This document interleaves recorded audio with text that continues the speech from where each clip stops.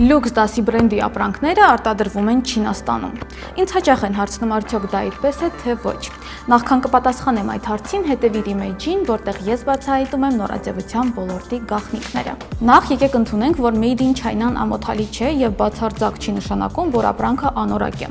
Չինաստանում կան տարբեր մակարդակների արտադրամասեր, իսկ որոշները ունեն աշխարհում բացառիկ տեխնոլոգիաներ։ Հետո Եվրոպայում գոյություն ունեն հստակ կանոնակարգեր եւ օրենքներ, ըստ որի ապրանքը չի կարող ստանալ օրինակ Made in France կամ Italy պիտակը, եթե դրա ամենավերջին եւ ամենակարևոր տրանսֆորմացիան տեղի չի ունեցել տվյալ երկրում։ Ինչը բնականաբար բացառում է, որ ամբողջապես Չինաստանում արտադրված ապրանքը կստանա եվրոպական երկրի պիտակ։ Այո, որոշ բրենդներ արտադրում են իրենց ապրանքների մասերը, օրինակ կոճակները կամ շղթաները Չինաստանում, որովհետև դա cost effective է։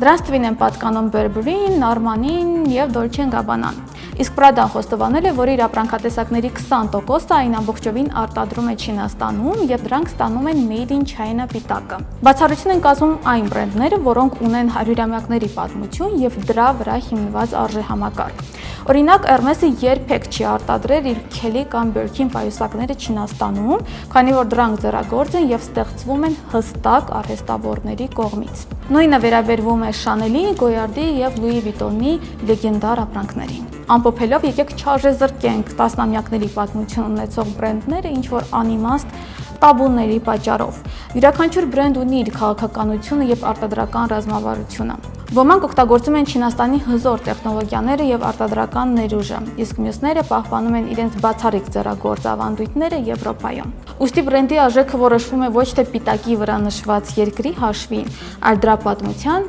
ավանդույթների եւ ժառանգության շնորհիվ։ Չմոռանաս հավանել այս հոլովակը եւ կիսվել քո կարծիքով մեկնաբանություններում։